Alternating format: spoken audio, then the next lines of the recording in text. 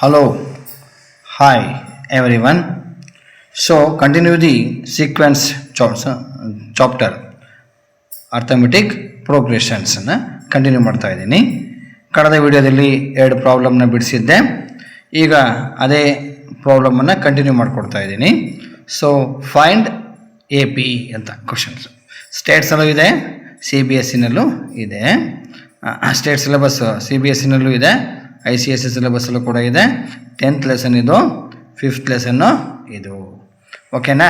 ಅರ್ಥ ಆಗುತ್ತೆ ಅಂತ ಅಂದ್ಕೋತೀನಿ. ಅರ್ಥ ಆಗದಿದ್ದರೂ ಕಮೆಂಟ್ ಮಾಡಿಕೊಡಿ. ಹೌದಲ್ಲ? ಹೇಳಿ ಕೇಳಿ, ಕೆಲವು ಕ್ವಶನ್ಸನ್ನು ಗೊತ್ತಾಗದಿದ್ದರೆ ಹೇಳ್ಕೊಡೋಣ.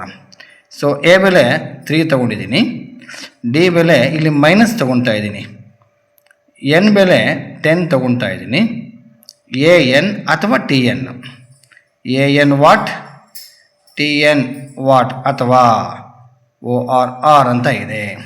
ಸೊ ಎ ಎನ್ ಯೂಸ್ ಮಾಡೋರು ಎ ಎನ್ ಬರ್ಕೊಡಿ, ಟಿ ಎನ್ ಯೂಸ್ ಮಾಡೋರು ಟಿ ಎನ್ ಬರ್ಕೊಡಿ, ಏನು ತೊಂದರೆ ಇಲ್ಲ. ಓಕೆನಾ? ಹೌದಾ? ಐ ಸಿ ಎಸ್ ಸಿನಲ್ಲಿ ಟಿ ಎನ್ ಯೂಸ್ ಮಾಡಿದ್ದಾನೆ, ಸ್ಟೇಟ್ಸಲ್ಲಿ ಎ ಎನ್ ಅನ್ನು ಬಳಕೆ ಮಾಡಿದ್ದಾನೆ. ಹೌದಾ? ಹಾಂ. ಸೊ ಈಗ ಫಾರ್ಮುಲಾ ಬಳಕೆ ಮಾಡ್ತೀನಿ. A N is equal to A plus N minus 1 into d. ಓಕೆನಾ? ಸೊ ಎ ವ್ಯಾಲ್ಯೂ ನೋಡಿ ಏನಿದೆ ಗಮನಿಸಿ. A value 3 plus N value 10 minus 1, d value ನೋಡಿ ಎಷ್ಟಿದೆ, -4 ಇದೆ. -4 ಅದು. ಹೌದಾ? ಕನ್ಫ್ಯೂಷನ್ ಮಾಡ್ಕೋಬೇಡಿ. ಸೊ ಈಸ್ ಈಕ್ವಲ್ ಟು ಹಾಗೆ ಬರೀರಿ, ಎ 10 ಅಂತ ಬರೀತೀನಿ. So A 10 is equal to 3 plus 10 minus 1, ಹತ್ರ ಒಂದು ಕಳೀರಿ, 9 ಇಂಟು -4.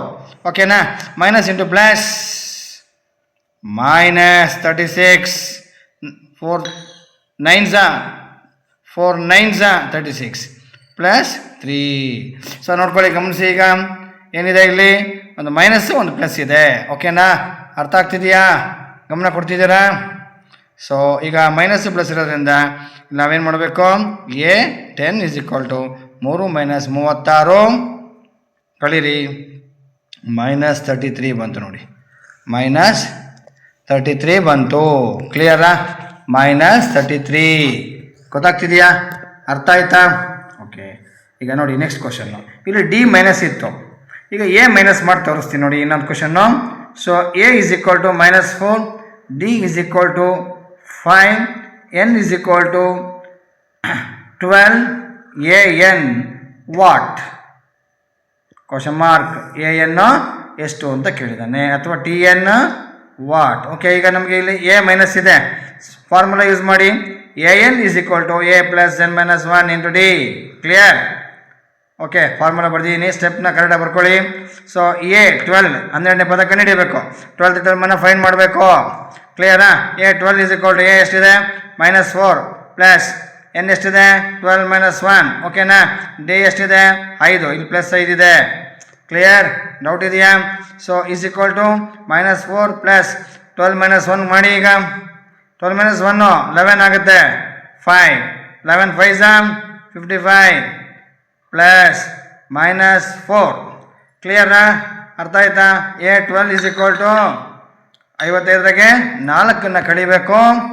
4 ಕಳೆದ್ರೆ ಏನು ಸಿಗುತ್ತೆ ನಿಮಗೀಗ, 51. ಎಂಥದ್ದು ಚಿಹ್ನೆ ನೋಡಿ, ಗ್ರೇಟರ್ ವ್ಯಾಲ್ಯೂ 55 ಇದೆ, ಆದ್ದರಿಂದ ಪ್ಲಸ್ ಬರುತ್ತೆ. ಎ 12 ಇಸ್ ಈಕ್ವಲ್ ಟು 51 ಅಂತ ಅರ್ಥ. ಓಕೆನಾ? ಅರ್ಥ ಆಯ್ತಾ?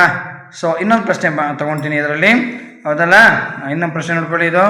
ಇದು 1 ಅಂತ ತಗೊಳ್ಳಿ, ಇದು 2 ಅಂತ ತೆಗೆದುಕೊಳ್ಳಿ, ಇದನ್ನು 3 ಅಂತ ಮಾಡ್ಕೊಳ್ಳಿ. ಈಗ 3 ಕ್ವಶನ್ ಬೇಗ ಹೇಳ್ತೀನಿ, ಟೈಮು ಜಾಸ್ತಿ ಆಗ್ತದೆ.